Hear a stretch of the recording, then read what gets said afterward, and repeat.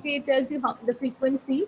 So here you can break the value into bins and then do a plot which will show the number of objects in each file. Okay, so here the height basically of the each bar indicates like how many objects are there. Okay, shape of the histogram will depend on the total number of bins. Example is the iris data set. We have petal width, okay, petal length, sepal width. So these are things which could be represented using a histogram technique. Okay, so that's all we have in terms of histograms. So here, this is just an example of a histogram from Vika. It takes a data set and automatically does data analysis. Okay. Okay. Then we have two-dimensional histograms. Again, two-dimensional histograms, as you can see only, it has two attributes and it's constructed in 3D space. Okay, more than two dimension becomes difficult to analyze. Okay. The next thing we have is box plots. So box plots, okay, it's another way of showing how the data is distributed. Okay, it also shows the the basic part of what is the whole data set all about. Okay, so here box plot basically, if you can see the diagram, it contains an outlier, then you have the 90th percentile, then you have the 70th, 50th, and the 25th percentile. Okay, so these are the box plots. You can just note this down. You all can just note this down. I'll give you all 1 minute. I'll give you all 1 minute. Now each box plot is used to represent each attribute here. Please understand each box plot is used to represent each attribute. Okay.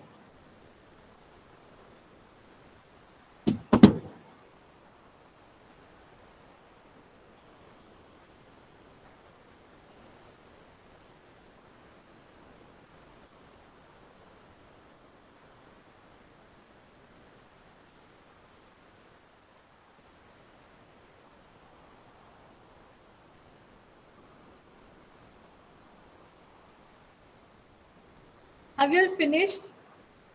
Have you all finished, students? Have you all finished?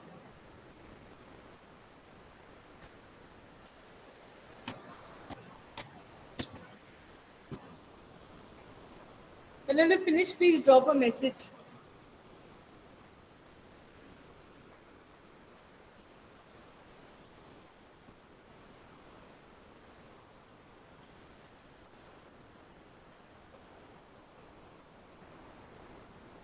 Okay, I'm changing the slide. Have you all finished? Students, have you all finished? Okay, I'm changing the slide. Sorry, the 10th percentile I forgot. Okay. So the last thing is called the 10th percentile. So we can also have box plots for individual birthdays which are there. And we can have, yeah. So you can do this, okay? Excuse me, please, just give me a minute.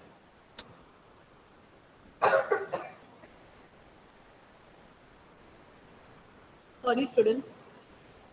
Yeah, I just wanted to clear my throat. Okay. Yeah. So what I was telling y'all is the box plot you can see here. You can have box plots for different attributes, okay, and it can be used to compare the attributes, okay. The next thing we have is scatter plots, okay. You can use scatter plots. Again, scatter plots are used to show the distribution of the data set. These are all techniques, students, to visualize the data, okay. This is just a brief overview I'm giving you all. These are all techniques to visualize the data. So again, we'll go through it. Have you all drawn this box plots, all of you all? This can be asked sometimes in the question paper. So you need to know the percentile concept over here, okay? And you can do box plots for different attributes. Similarly, you can have scatter plots. Scatter plots can also be used for visualization of data. They represent the data as 2D plots and matrix of 2D plots, okay? So you can see where each box represents, this is sepal length, petal width. The next one will be petal length, sepal length, then sepal width, sepal length. Okay, sepal length, sepal length. Basically, here you have box plots. Sorry, we have scatter plots or nothing but which are 2D plots, a matrix of 2D plots. Okay, which shows the dispersion of data. Okay, the next thing we have is contour plots. Now, contour plots are used for continuous data or continuous attributes. Okay, when they are using a spatial data, continuous data. Okay, so they break a plane into regions of same values. Okay, so the contour lines basically form boundaries for each regions having similar characteristics. Example, the sea surface temperature. Okay, so I'll just explain the concept. So the sea surface temperature, what is the meaning of the ones in red? It means they have the same characteristics. Okay, then the ones in orange have the same characteristics. So the contour line represents the boundaries of each region. Okay, is this part clear? The contour lines represents the boundaries for each region. So here you know that all the ones highlighted in red are similar. All the ones highlighted in orange are similar. Okay, so these are the contour plots. Okay, so you can just take this down if you all want. You can just take this down if you all want.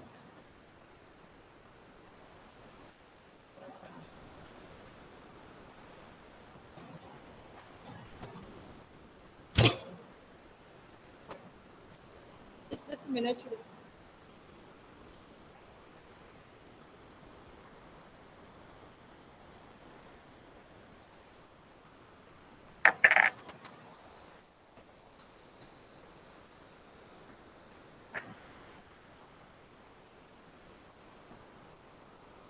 Yeah.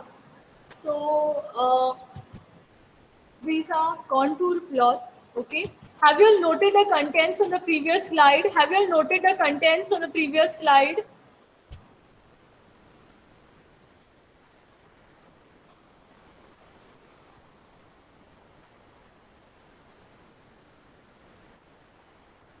Okay, please just note down the contents of the contour plot. When you're finished, let me know.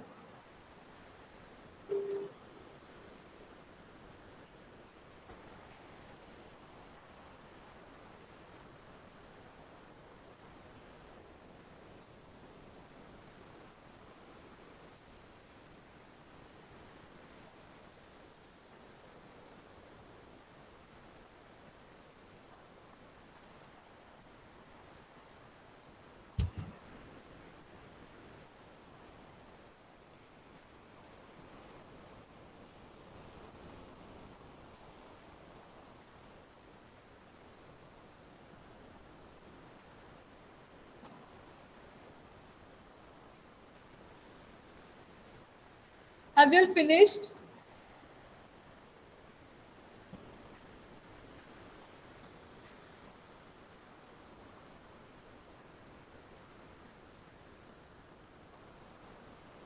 Have you all finished? Okay.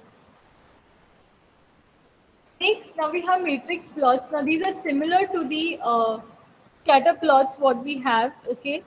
So the next concept what we have are the matrix plots. Okay. So this can be used to plot a data matrix. Again, it takes a pair of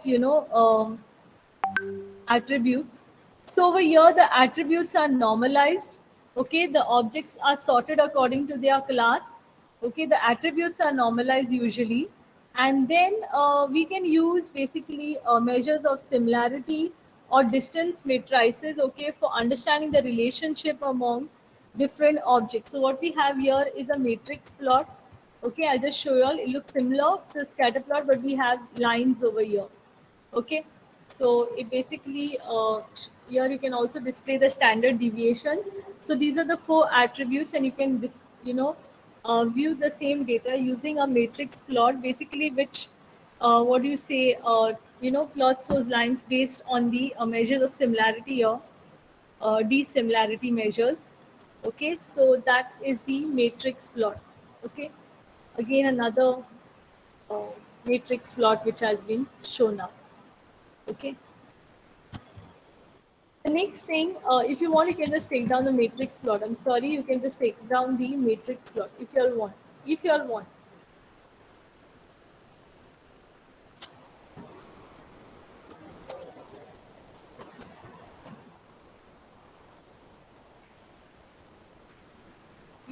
I'm changing the slide. Okay. Have you all finished? Have you all finished? Have you all finished?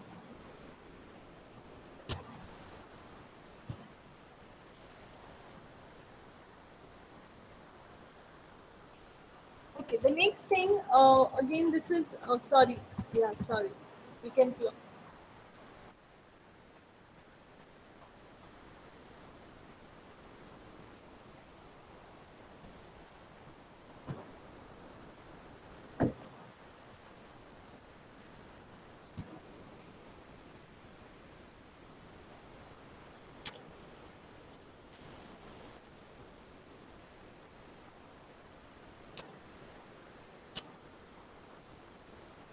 Okay. Next thing what we have are parallel coordinates. Okay, now parallel coordinates are used to plot attribute values for high dimensional data. So instead of using perpendicular axis over here, we'll have parallel axis. Okay, so here the attributes, okay, the values of each object attributes, they are what you say plotted as a point, okay, visually on each coordinate axis, and then the points are connected by a line, okay. And here each object is represented by a line, so if the the lines are coinciding with one another, that means those objects are similar, else you can say the objects are not similar, okay. So you can just have a look at this. So this is a parallel coordinate, students. You have sepal length, sepal width, petal length, petal width. So these are all lines which are drawn perpendicular. Okay, and you have over here, okay, for each attribute. For example, the first record, what is the value? For the first record, the first attribute. So whatever value is there, based on that. Now, for example, if you're plotting the sepal length, based on the highest value, it will plot the sepal length first, any whichever object is over there. Then, okay, next we'll plot a value for sepal width, petal length, petal width. Okay, so these are parallel coordinates. Okay, they are called as parallel coordinates. So you can just take down this. Okay, you can just take down this.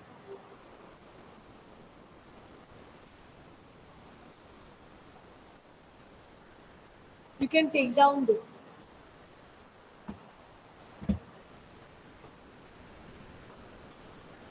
I'll give you all a minute. You can take down this. When you're finished, please drop a message. Please drop a message when you're finished.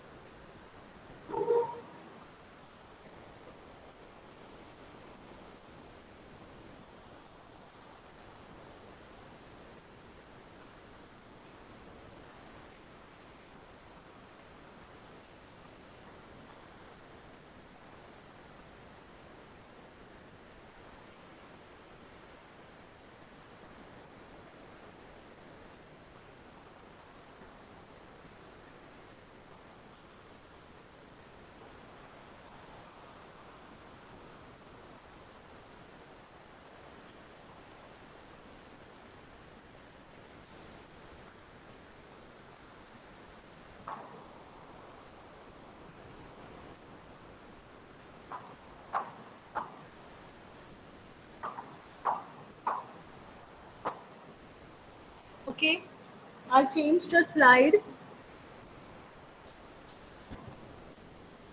Okay, you want, you can draw these if you want. No, but it'll take time. I'll share the slides with you.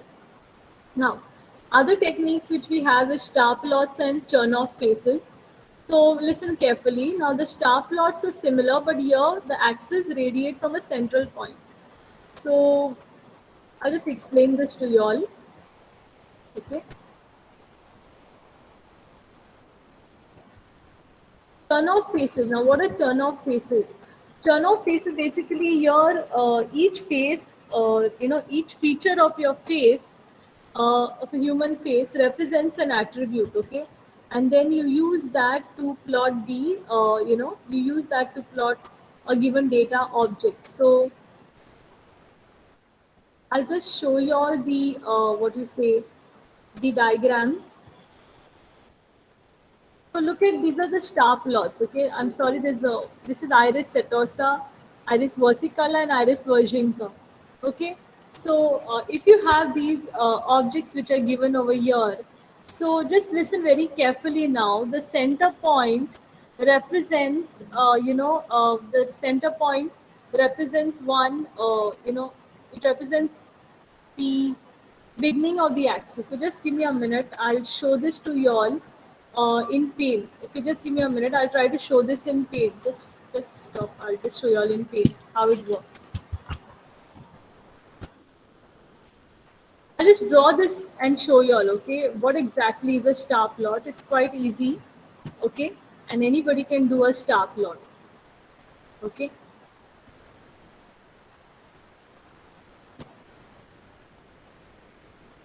Can you see the paint window? Can you see the paint window? All of y'all?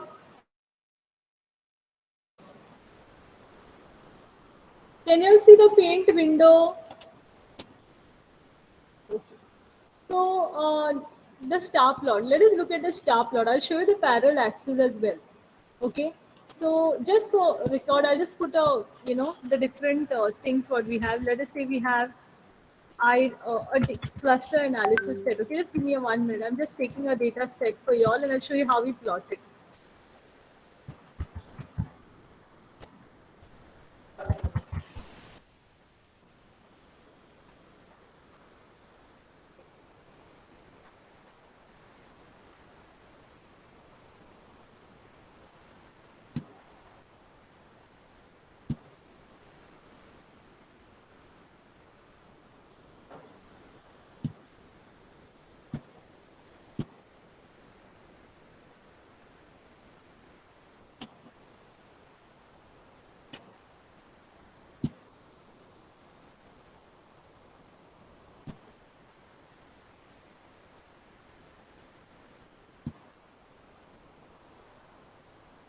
So I'm just putting the data.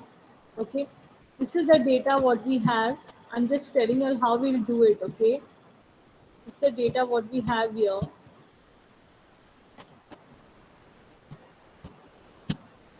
Okay, and yeah, I'm just seeing if I can get a name file. Yeah, the name file is also there.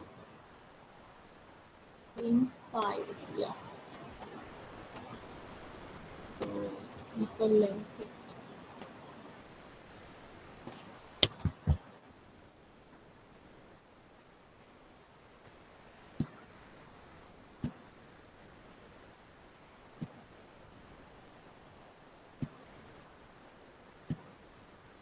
Yeah, so just give me a minute. I'm done.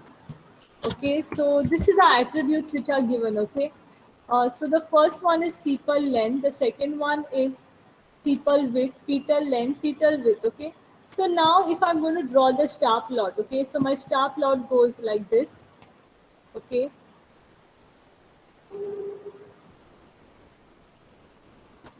then you draw another line. Okay, so this is your star plot. Now here, let us say your sepal length. Okay, this is sepal length, for example. Okay, this is sepal width. This is petal length. Each of the axis. So this topmost axis is representing petal length. Petal width is the lower axis. Okay, the lower vertical axis. Sepal length is given as the right horizontal axis. This is given as sepal width is given as a left horizontal axis. Okay, so here first one was sepal length. So 5.1, what I'm going to do is 5.1 is the largest value, so I will cut it over here. Okay, so let us say I cut it at this axis. Now this axis represents 5.1. So I'm just going to put it over here. Okay. Let us say 5.1. Okay. Now, the next one we have is 3.5. 3.5 is your sepal width. So again, I'm going to cut it somewhere a little closer. Okay. Fine. And I will put a value 3.5. Okay. Then you have 1.4, okay, fetal length, fetal width. So 1.4, for example, if you're plotting, let us say 1.4 we plot over here. Okay, so this is 1.4, and then we plot the, this will be very close, okay, 0.2. So I'm just putting the values here just for you to understand exactly what is the star plot. So here we will, let us say this is 1.4, and this is given as zero point 0.2. Okay, so now what you need to do is, so can you see the star plot? Have you understood this? Now we'll just join all of them together. Okay, we'll just join all the ones which we have cut together. Okay, have you understood this, students? Have you understood this? Have you understood this, students?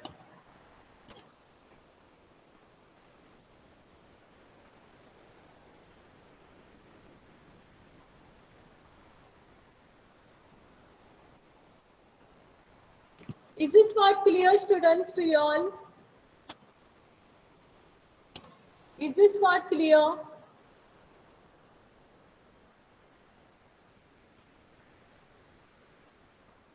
This is a star plot. This is how you will plot a star plot. This is a star plot. I've just shown you how to do a star plot. Okay. Have you understood how you will create those star plots? What was shown on the presentation, the same thing I've shown you how to plot. This is one data object given. This topmost axis is called fetal length. The low vertical axis is for fetal width. The right horizontal axis is for sepal length. The left horizontal axis is for sepal width. And since we are assuming all are starting from 0, then considering over here. Okay, so we assume that this 5.1, okay, will be plotted, okay, over here because it represents the petal length. Okay, so is this part clear to you all? Is this part clear? Okay, I'll just this window a little bigger. Okay, and I'll just shift this part a bit here.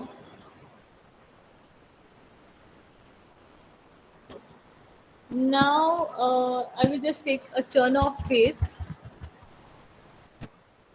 The next feature is a turn off face, where each feature of the face is represented by an attribute. So let us take, for example, sepal length. Let us say sepal length is represented by the outline of the human face. Okay. Then your sepal width. Okay. Your sepal width, for example, is given by the uh, eyes. Okay. Then sepal, the fetal length,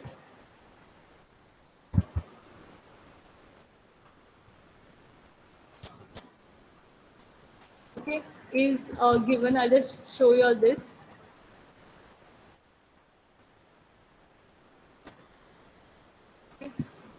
Fetal length is given by the nose, let us say. Okay. Then fetal width is given by the mouth. Okay. So now here we have all the features and how they are represented. So how do I go about? First of all, sepal length is given as 5.1. So I will create basically a circle of 5.1. Okay, so we will draw a circle that is the sepal length. Okay, as 5.1, for example. Then you have the you know, the yeah, then you have the sepal width, which represents the eyes. So sepal width is a little smaller, so it is given as this way. Okay. Then the same thing do for the other sepal width. So now, what have we plotted on the Chernoff faces? We have plotted the face, we have plotted the eyes, which so here it will show how each value differs. Okay. Then the next thing is a nose. So the nose is quite short, so it will be lesser. Okay. And the then we have the mouth. So this is the Chernoff face. Okay. Is this part clear? Is this part clear to you all? Each feature is represented as a feature of the face, and then we plot the Chernoff faces. Is this part clear to you all? Is this part clear to you all? Okay. Have you all understood this, students? Have you all understood? Okay, you can take this down if you all want.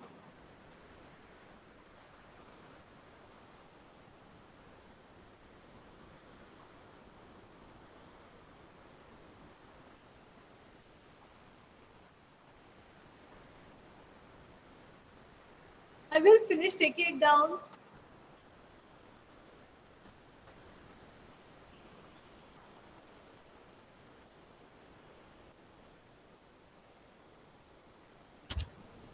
I will finish taking down the contents on the paint slab. Paint.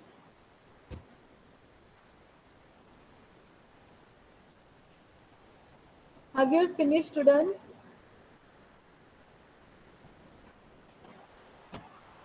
Have you all finished? Okay.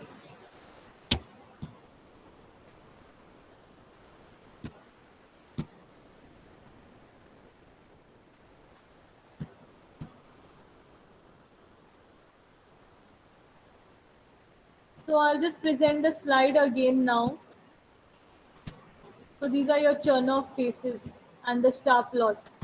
So see, students, these are your star plots. Can you see the slide? Can you all see the slide? Can you all see the slide? Okay, so these will be the star plots. And similarly, we have the Chernoff faces. Okay. Is this part clear? Is this part clear to you all?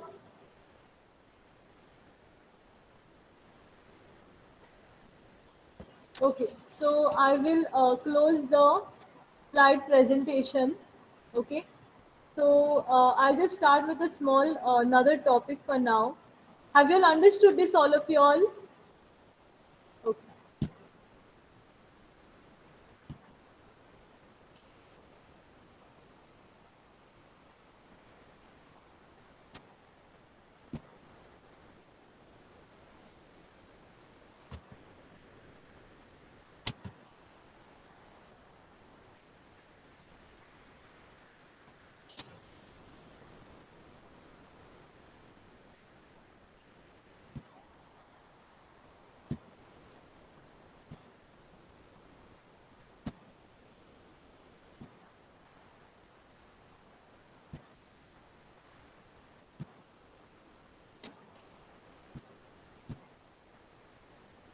So the next thing we have is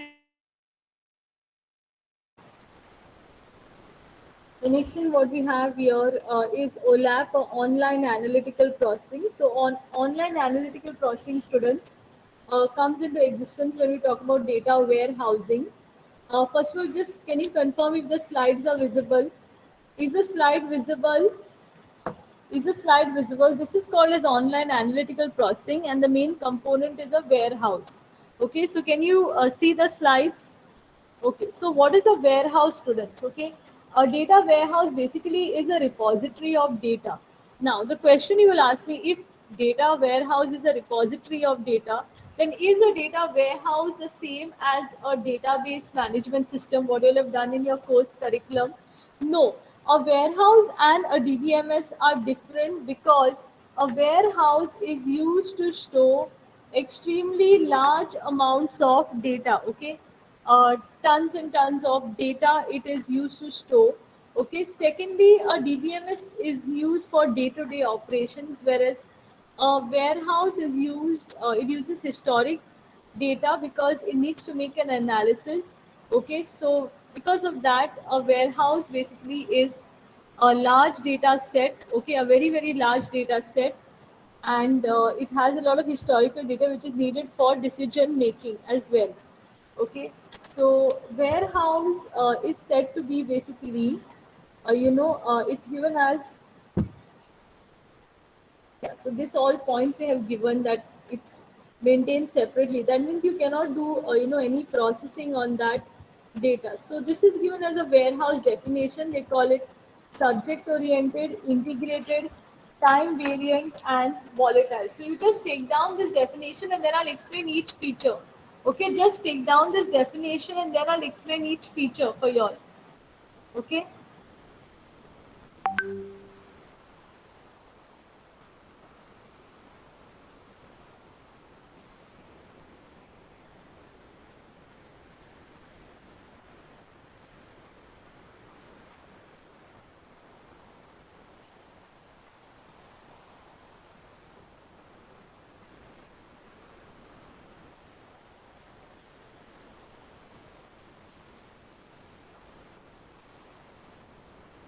So the process of creating a warehouse is called as a warehousing. So the next thing what we have here, okay, is subject oriented. Now, what does it mean as subject oriented? Subject oriented means basically the warehouse data is revolving around major subjects like customer, sales, okay, product, and here it focuses on modeling and analyzing the data. Okay, it's used for decision makers and not for day-to-day operations or transaction processing. There is no transaction processing over here because it is not a live data. Okay, it is a historical data which is used. Okay, and also it's called a subject oriented because it gives us a small view, okay, of the different subjects around their interaction. Also, it can exclude data, okay, which is not useful in the decision support process. That is the capability of data warehousing. So it is subject oriented. Okay. The next thing is said if it's integrated, it takes the data from different heterogeneous data sources and it merges it together. It ensures there are no inconsistencies like in the naming convention. Okay. And also when the data is sent to the warehouse, okay, it is converted.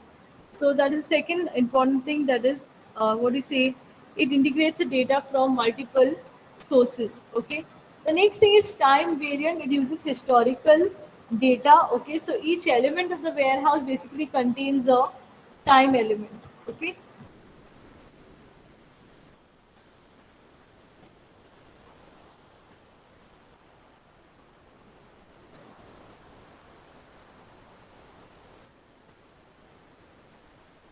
The next thing we have is non-volatile. Why it is non-volatile? Because we do not update the data warehouse regularly. Okay, we do not update the data warehouse. So it is said to be non-volatile. It doesn't need any transaction processing or any concurrency control measures. Okay, so we say that in warehouses, it can be non-volatile as well. Okay. So what is the differences? Again, it's the same thing what I already told you all the differences. Okay. Here, yeah, now there are two operations. One is your loading of data, second is the access of data. So coming to the differences between OLAP and OLTP, okay, the differences can be based on the users. The users of OLTP, that is your database systems, the users are basically clerks or IT professional, whereas in OLAP we have decision makers, knowledge workers. Okay, then the database can be application oriented. Okay, in a warehouse it's based on the yeah, in the warehouse it's based on your subjects, okay, which are there. Also the data is current data of DBMS has, whereas the warehouse has old data. Okay, so these are some of the points which illustrate the differences between OLTP and OLAP. Okay, so the next thing is why you need a warehouse. Why not use a database system? First of all, the database system was not tuned to handle large amounts of data, sending designing a query. The database, the DBMS is not meant for such kind of things. Okay, so instead you have to use a warehouse. Okay, because the warehouse, what do you say? It knows to use. Uh, what do you say? It uses basically your historical data. It is used to handle large amounts of data. It can handle heterogeneous data sources and convert it in a form which can be used for data processing later. Okay.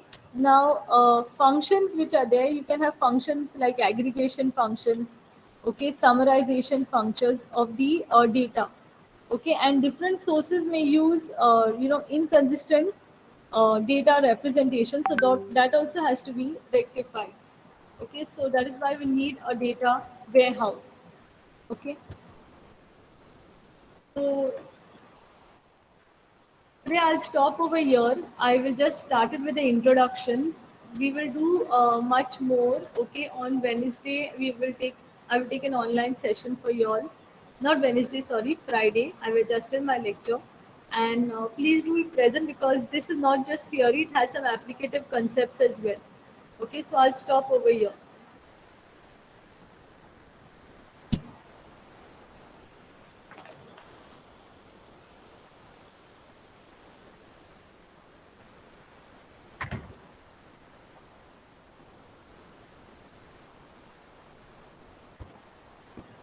Please answer your roll call.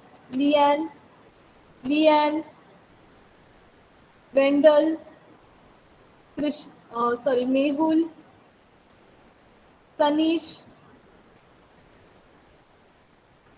Jason. Miss Lian present. Okay. Jason is present. Saish, Rahul, Lakshmi, Rishikesh, Lizanne, Shrisha,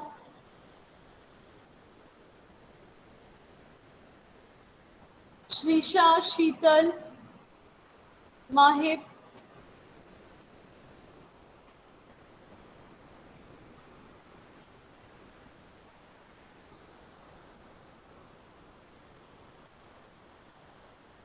Savita, Virisha, Pradnya, Mohit, Sia, Akshata, Ujjwal, Deepesh, Sumedha, Shriyash. Ujjwal is not present. Okay. Yash, Shevik. Okay. Uh,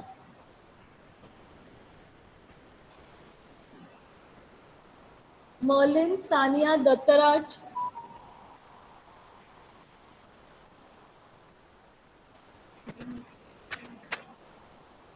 Gayatri, Park, Sahil, Romano, Gayatri, Park, Sahil, Romano,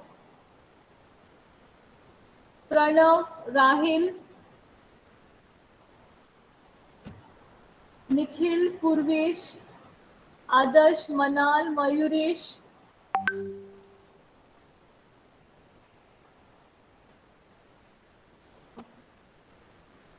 Tirtha, Salil, Samish, Tanisha,